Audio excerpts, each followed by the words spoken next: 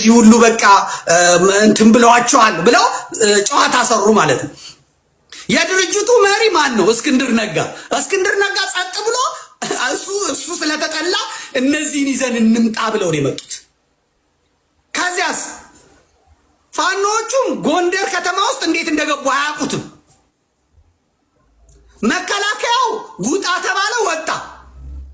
እነዛ ሰተት ብለው ወጥመድ ውስጥ ገቡ። እነዚህ አሜሪካ ሆነው ፖለቲካውን ያጫጩታል። ህዝቡ ጠዋት ሲነሳ ፋኖ በፋኖ ነው መሬቱ። እንዴት መጣችሁ ተብሎ ሲጠየቁ አናቅምኛ። እግዚአብሔር ያሳይ። ጭራሽ ሰልፍ የተነሱ እንትን ቲክቶክ ላይ ምናምን ያወራሉ። እግዚአብሔር ያሳይ። የኢትዮጵያ መንግስት የአብይ አህመድ መንግስት ሰላሌ ላይ ትንሽ ጥይት ተሰምቷል ብሎ እስካሁን እንትን አልከፈተም፣ ኔትወርክ አልከፈተም። አዲስ አበባ ስቴዲዮም ቡናና ጊዮርጊስ ሲጫወቱ ጎል ሲገባ ኦ ብሎ ስለተጮኸ ፍሪዬ ዝጊው ኢንተርኔቱን ብሎ ኢንተርኔት የሚዘጋ ጎንደር ግን ፋኖ ገባ ተብሎ እንዲጮህ መንግስት አደረገ። የኔ እኮ ነው ይሄ፣ የኔ እይታ ነው። ከዛ እናበበ በለው ጎንደርዬ ምናምን ማን የሞተው ግን ጎንደር ባልተጠና አልተጠናም ብዬ ስናገር ሀብቴ ወልዴን አስወጥተው ካርታ ሰርተን ወታደራዊ ምንትስ አድርገን ምናምን አድርገን ነው አለ። ማን የተጎዳው? ህዝቡ። ማን የተመታው? ህዝቡ። ጠቀሜታው ምኑ ሳይነገር ሳይወጣ ማን የተጎዳው? ሚኒሻው ማን ነው? አማራ መንግስቱ ጋር ሆኖ የሚወጋው። ማን የተጎዳው? ፋኖ። አላማ ለሌለው ግቡ ላልታወቀ አንድነት ለሌለው እስክንድር ነጋ የሚባለው ሰው የሚመራው ድርጅት በቃ ጎንደርን ተቆጣጠረ ብለው ለማጮህ ወዲያው ምስጋኑ አንዱዓለም ወጥቶ ዶክተሩ ምን አለ? ፌስቡክ ላይ ሄደ ገብታ አሁንም ጎንደር ሙሉን እየተቆጣጠረች ነው። ወንድሞቻችን ከአንድነቱ የራቃችሁ ይሄንን አይታችሁ ጸባያችሁን አሳምራችሁ ተመልሳችሁ ነው። እነማንን መሆኑ ነው? እነ ባዬን፣ እነ ሳሚን፣ እነ ዘመነን፣ እነ ምሬን፣ እነ ደሳለኝን ማለት ነው። ከዛ ከጨበሬው ምርጫ ራሳቸውን ያገለሉትን ይሄው እኛ ጎንደርን ይዘናል ለማለት ማለት ነው። ደቂቃ ሰዓት ሳይቆዩ ሆነ። ስለዚህ የኔ እንትን እዚች ጋር ትመጣለች። ምን አልኩኝ እኔ? የሚያልቀው የአማራ ህዝብ ነው። ጎንደር ነው የሚወድመው። ጎንደር ነው የሚያልቀው። ያለ አንድነት ይችን የሚቆርጧታል። ወቅ ምስክሩ አንተ ነህ። ትላንት ያልነበረበትን ትላንት ለጠላት አጋልጦ የሰጠውን ያሳምነው ጽጌን ርዕዮተ ዓለም ዛሬ መንዚው ማን ያስወጣው? መንዚውን አስገቡት ቤተሰብ አለው ካለ በመሪነት ከተቀበልነው በኋላ ምን ፈልጎ ነው ዛሬ እነ ጀነራል ዝናቡ ላይ ለከት ልጋጉን የሚያዝረከርክ መንጋ ያሰለፈው? ጀነራል ተፈራ ማሞ ላይ ጥያቄ አለ። እነ ምሬ ወዳጆ ይሄንን እያዩ ዝም ይላሉ። እናውቃለን የትኛውን ቀጠና ይሁን አማራ እስከሆነ ይሁን ብለን እንጂ ወሎ ቤት አማራ 4 ሰው ይዞ የመጣው ለምንድን ነው? ምክንያቱ ምንድን ነው? አመክሮ ምንድን ነው? ኢንፋክት እስከምን ድረስ ሊሄድ ይችላል መሰላችሁ? የማያውቁም ከሆነ ጀነራል ተፈራ ማሞ እዚህ የአማራ ብሔርተኝነት ትግል ውስጥ ከመርዳቶች በመሪነት እንዲመጣ አልፈልግም። የተደበቀ ሴራ አለ ማለት ነው። የጎጃም አመራሮችን እየመጣ ምትቀጠቅጥ ምትመታ ከሆነ አራተኛ አይነተኛ ሚና ያለ ለምን መሰላችሁ? ከነገ በኋላ ምርጫ ሲመጣ ምሬ ወዳጆ የሚመርጠው ጀነራሉ ይመርጣል። ጀነራሉ የሚመርጠው የሸዋ ልጆች ይመርጣሉ። ጀነራሉ የሚመርጠው የሰኔ 15 መንጋ ይመርጣል። አፕራምሽ እርባና ቢሶች ነው። የሰኔ 15 መንጋ የሚለው ሀብቴ ወልዴ ነው። እንግዲህ በደንብ አዳምጡት።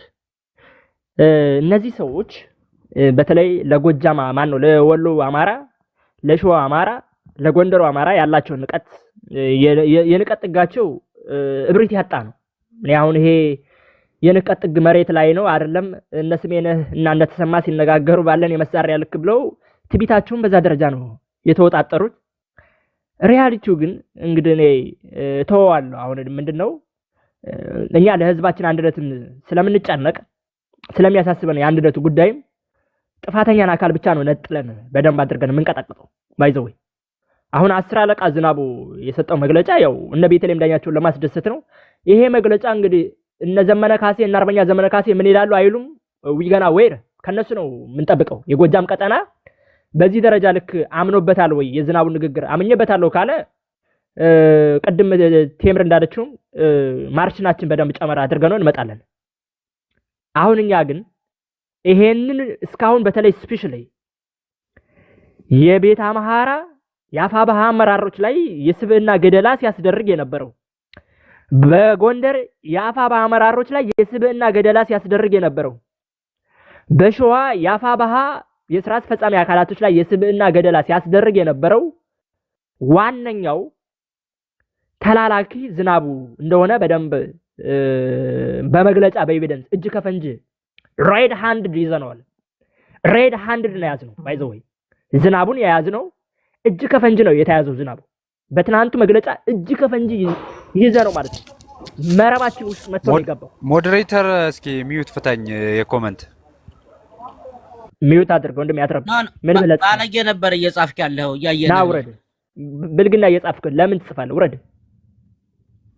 ሬድ ሃንድ ነው ዝናቡ የተያዘው። የመጣ ሌባ ነው ይሄ እናቃቸዋለን። እንደዛ ነው ዝናቡ በትናንቱ ቃለ መጠይቅ አንድ ጊዜ ዩሪኮ መጥቶ በዛ ደረጃ ልክ ሎቢስት ስራ ሲሰራ ስናየው ዝናቡ ስማርት ነው። ስማርት አማራን የበተነ ሰው ነው ስማርትነቱ። አማራን ያፈረሰ ሰው ነው ስማርትነቱ። የአማራን አንድነት የበተነ ሰው ነው ስማርትነቱ። የአማራን ድርጅትን በደምና አጥንት የተገነባን የአማራ ድርጅት ሎጎ ብቻ እኛ ሙሉ መዋቅር ካልያዝን ሎጎ ብቻ እናደርጋለን የሚል ግለሰብ ነው ስማርትነቱ። ሃይሜ ለሳሚ ስጠውና እኛ እንቀጥላለን። ወይ ዋበላ ልገባ ነው እያለ እናንተ እንሰጣለን። ችግር የለውም ተረጋጋው። እንደም አንድ አይነት እኮ ነው የምናወራው። እኔ አይደለም ለሳሚ ነው ምን እንዴ? እሺ አልኩ እኮ ዋበለው። ሐሳቤን ጨርስና ችግር የለውም እንረጋጋ። በመሃል አትጉ። በቃ ሐሳብ ታስጠፋላችሁ። ይሄ ሁሉ አካሄድ የአማራን ትግል ለመጥለፍ ነው። የባዕዴን ሴራ ነው። የዘረ ባዕዴን ፕላን ቢ ብሎ የመጣ የሳይበር ባዕዴን ይዞት የመጣውን አጀንዳ ለዝናቡ አሸክሟል። ዝናቡ ደግሞ መሬት ላይ ያለ ሴላቸውን አንደኛ በቆየን ይዘናል፣ ሁለተኛው ዝናቡን ይዘናል። እነዚህ ሁለት ግለሰቦችን በአይነ ቁራኛ ነው የምንከታተላቸው። በአይነ ቁራኛ ማለት ነው እነዚህ ሁለት ግለሰቦችን። በተረፈ የአፋብኃ በጎጃም ቀጠና ያለውን ሂደት ከፈለገ መግለጫ ዘሆለ አፋብኃ በቃ መግለጫ እንፈልጋለን። ግልጽ የሆነ ክላሪቲ በአፋብኃ ላይ ግልጽ የሆነ ጥርት ያለ የክላሪቲ አካሄድ መግለጫ መስጠት መቻል አለባቸው። ይሄንን የሁሉም አማራ ድምጽ ነው ብዬ ነው ማስበው። የሃይማኖት ድምጽ ብቻ አይደለም። ይሄ ግራ የማጋባት ይሄ ዘረባዴኑ የፕላን ቢ ጎጃም ክልል አደርጋለሁ የሚለው ዘረባዴን ተናቦ መሬት ጭምር ድርጅት ለማፍረስ እየተንቀሳቀሰበት ያለው ሂደት ይሄ እሳቤ ጥያቄው የእነ አርበኛ ዘመነ እሳቤ ነው ወይስ አይደለም ነው? ጎጃምን ክልል የማድረግ እሳቤ የእነ አርበኛ ዘመነ ካሴ እሳቤ ነው አይደለም ነው? መልሱን የሚመልሱት እነ አርበኛ ዘመነ ካሴ ናቸው ነው ምለው። አመሰግናለሁ ቤተሰብ። ቀጥሉ። ሳሚ ከሱ ቀጥሎ ሄዳለሁ እኔ እንትን ይባል። ኦኬ ሰላም ዶክስ። እሺ ጋሽ ሰላም ጋሽ እንዴት ናችሁ? አይ ቲንክ እኔ ያው ትልቅ በሽታ አለብን እንግዲህ እንደምታውቁት። ጤነኛ ነው የምትሉት ሰው ጤነኛ አይሆንም፣ ደህና ሰው የምትሉት ደህና ሆኖ አይገኝም። እና እኔ አሁንም ቢሆን ድርጅት ተፈጥሯል። እንግዲህ ይህን ድርጅት ሁላችንም ከነእንከኑም ከነጥንካሬውም አብረን እንቁም የሚል እምነት አለኝ። እንደ አማራጭ የለንም። ድርጅት እያፈረስን ድርጅት እየገነባ መኖር ስለሌለብን አይ ቲንክ አንዳንድ ሰዎች ትግሉ የከበዳቸው ይመስለኛል። በድርጅት ውስጥ ከታቀፍክ የድርጅቱን ዲሲፕሊን ሳያከብር አንድ ሰው መሪ ነኝ ወዘተ ነኝ ብሎ እንደፈለገ ወጥቶ መናገር አይችልም። እዚህ አንድ ዲሲፕሊን ነው ራሱ የቻለ።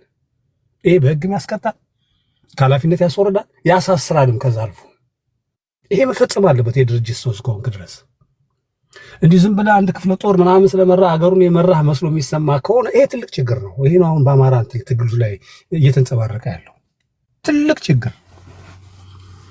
ይሄን እንዴት አድርገን ንግራ? ከታች ያለውን ሰው ንግራ፣ ላይ ያለውን እዚህ የኔ ብጤውን ንግራ? አስቸጋሪ ሆኖ ነው።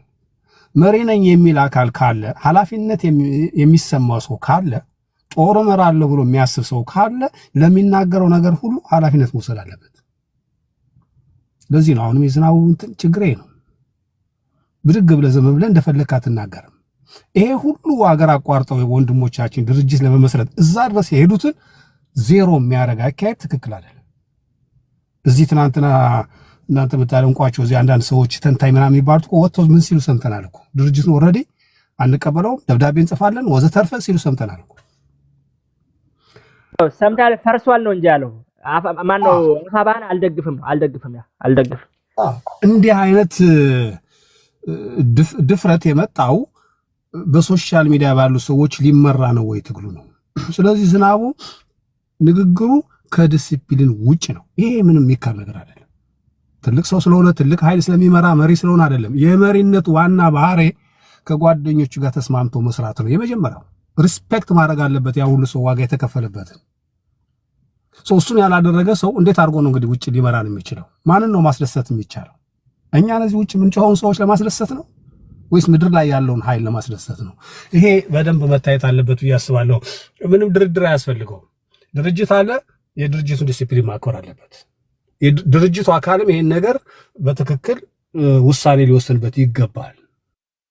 የግድፈትም ከሆነ ሊታረም ስተትም ከሆነ እንዲታረም ማድረግ አለባቸው ብዬ አስባለሁ። ከዛ ውጭ ግን ትልቅ ዋጋ የሚከፈልበትን እንዲሁ እኔ አንዳንዶቹ እኮ እዚህ በሶሻል ሚዲያ ላይ ማንነጋገራቸው ነገሮች አሉ። ከነማ ጋር እንደሚገናኙ እኮ እናውቃለን። አብዛኞቹ እውነት ለመናገር ስለማይጠቅም ነው። ለትግሉ የሚጠቅም ከሆነ ችግር የለውም በሚል አለን። ነገር ግን አንዳንዶቹ ድፍረታቸው ጥግ እየሄደ ነው። ንቀት እየመጣ ነው። አሁን ድምጽ ያሰማችሁ ሰው እኮ ዝም ብሎ የመጣ ነገር አይደለም እኮ። አራት ሰው እንዴት ይዞ ይመጣል ብሎ ሰው እንዴት አማራ ነኝ የሚል ሰው ይናገራል? አንድ ሰው ቢመጣስ ዋናው ውክልና አይደለም እንዴ? የግድ ክፍለ ጦር ይዞ መምጣት አለበት ውይይት ለመወያየት? ይሄ የጤነኝነት አመለካከት አይደለም። አንድ አካባቢ ላይ ሆነ የተወሰነ ነገሮች ስላሉ ብቻ ሌላውን አካባቢ እንደ ትንሽና ምንም አይነት እንደማይፈይድ አድርገህ የምታስብ ከሆነ የማን በሽታ እንደሆነ ግልጽ ነው። ይሄንን መጋፈጥ አለብን። እስከዛሬ ተንከባክበናቸዋል። እስከዛሬ ነው አትሊስት እንዲያው ተባብረን ለመስራት የሚያስችል ቁመና እንድንፈጥር በሚል ዝም ብለናል። ይሄ ጥግ ያለፈ ንግግራቸውን ግን እንዲያርሙ መነጋገር አለብን ብዬ አስባለሁ በድፍረት። ይሄ ትግል በርካታ ሰዎችን ያንጠባጥባል። ይሄው እየተንጠባጠቡ ነው። ኃላፊ ነኝ፣ መሪ ነኝ፣ ወዘተ ነኝ የሚሉት። በነገራችን ላይ የአማራ ሕዝብ ጀግና ስለሆነ በእያንዳንዱ ክፍለ ጦር ውስጥ በርካታ ጀግኖች ስላሉ ትግሉ አደገ እንጂ እነዚህ አሁን የምንላቸው ሰዎች ትግሉ መርቶ አሳድገውት አይደለም። ደግሞ አንድ የሚገርም ነገር አለ። ራሳችን ማድረግ የምንሰጠው ነገር ሁሉ አለ። ብድግ ብለን በቃ መታረም አለበት።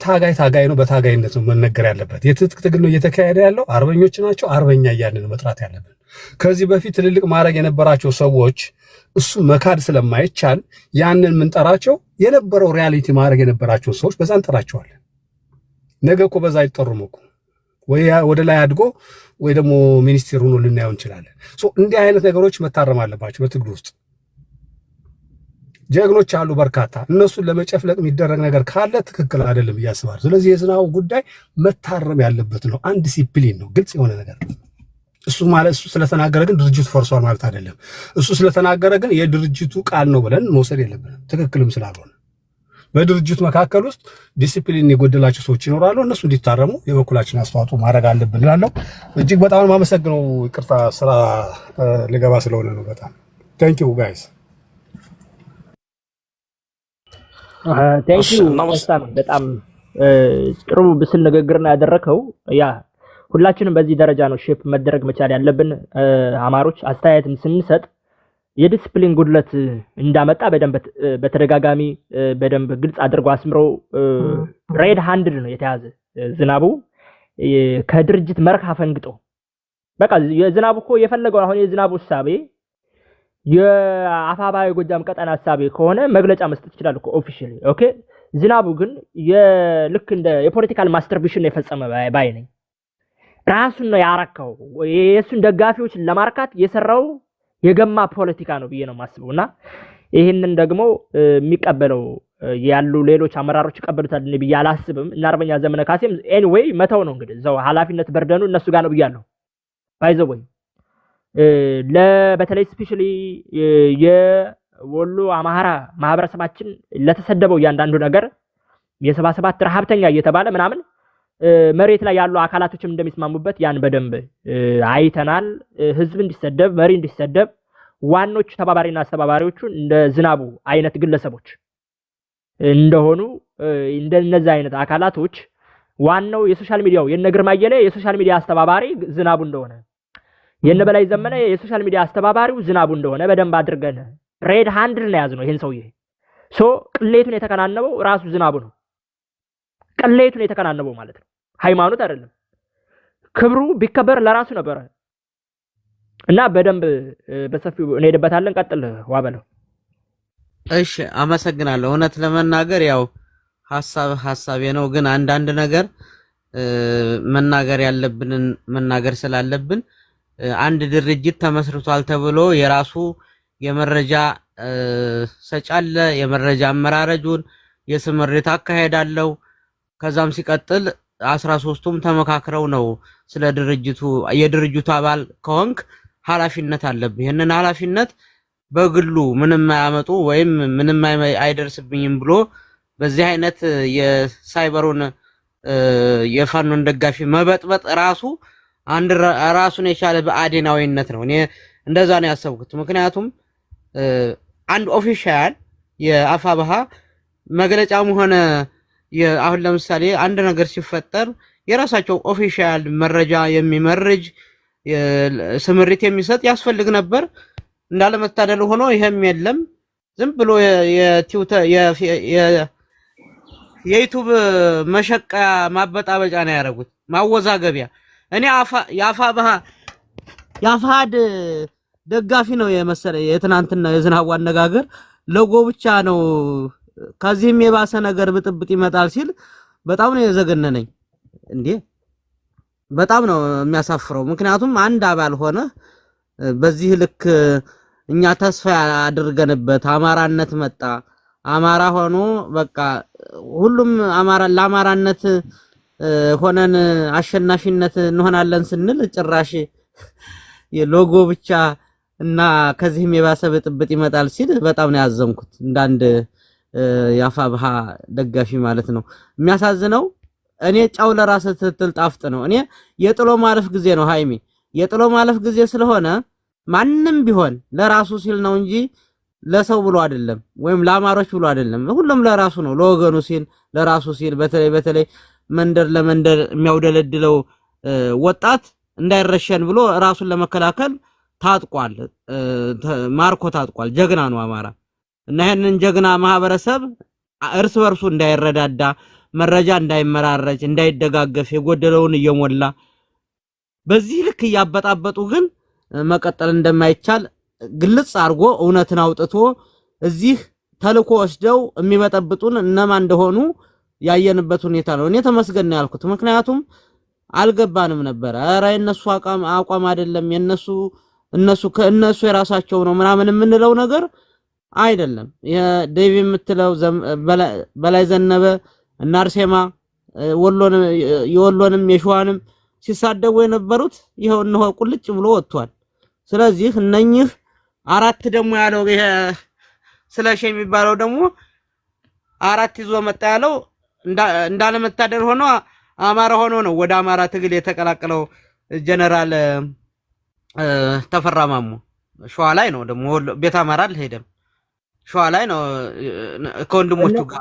ጀነራሉ ወሎዬ ነው እያለን እኮ ነው። ስለሽ ደፍተሩ ወሎዬ ነው እያለን ነበር። አገላለጹም ስህተት ነበር፣ አስተላለፉም እሱ እንደ አማራ ነው የተቀላቀለው ከወንድሞቹ። የአማራን ትግል አሻግራለሁ ወይም ያለኝን ዕውቀት ያለኝን አማራዊ እንዴ በእናቱ የጎጃም አማራ መሆኑን ግን እንዴት ረሱት እነዚህ ሰዎች? ሙሉ በሙሉ ስህተት ነው። ራሱ አራት ሆነው መጡ ማለቱ ስህተት ነው። አማራ ሆነ ታዲያ 100 ሆንክ 30 መንጣት ትችላለህ። አማራ ከሆንክ መቀበል ነው። ካልተቀበልክ ደግሞ አንተን የሚቀበልህ እንደማይኖር ያው እናሳየዋለን። እኔ በነገራችን ላይ ጫው ለራስ ጣፍጥ ያልኩት ለዛ ነው። እንዴ አልቀበልም ታለ እሱም አልቀበለው ነው። ስለዚህ ሁሉም ለራሱ ሲል ነው። ከተከባበረን እንከባበራለን፣ ካልተከባበረን ያው ሁሉም ያው እያረረ ይስቃል እንደሚባለው እየተበሻሸቀ መኖር ነው። ጠላትም እየተሳለቀ የአማራ ህዝብ ደግሞ እንደተዋረደ እንደ ጫጭት እንደ ቆሻሻ እየተገፋ በግሬደር ይቀበራል። በገዛ ሀገሩ ስደተኛ ሆኖ ሀብት ንብረቱን ተቀምጦ እያለቀሰ ያለው እኮ አማራ ነው። ስለዚህ የሚያላግጡ በአማራ ህዝብ ላይ ለዘመናት ጭምር ይኸው የዚህ ውጤት ነው። በስተጀርባ የሚይዙት ኢጎ፣ የራሳቸው ፍላጎት፣ የራሳቸው በሽታ ተሸክመው የሚዞሩ ናቸው። እኔ ለድርጅቱ ለሴንትራል ኮማንዶ 13 ማስተላለፍ የምፈልገው ያው ቆርጦ ስለሚቸሙ እዚህ ላይ ቁጭ ብለው ነው የሚውሉ። በነገራችን ላይ እንደውም ሃይሚ የአበበ ፋንቴን ትዊተር ላይ መጥቶ እኔ ወደ እንትን ልኬው ነበረ ያስተላልፈው መልእክት አለ። እኔ ነኝ እንትን ቀርጬ እንትን ያልኩት። ምክንያቱም ይሄ ሳይበር ላይ ያለው የሚበጠብጡን የለፋንበት 1 ወር ሙሉ የለፋንበትን ድርጅት ለማጣጣልና ለማኮስመን የሄዱበት መንገድ ልክ አይደለም ብሎ እኔ በጣም ነው ሐሳቡን የገዛሁት። ወንድሞቻችን ስንት ዋጋ ከፍለው ይሄን ድርጅት ያበሰሩን ገና ከመንጣቱ የሚያጨነግፍ ነገር ሲመጣ የመመከት ኃላፊነቱ እኛ ሳይበር ላይ ያለነው ነው።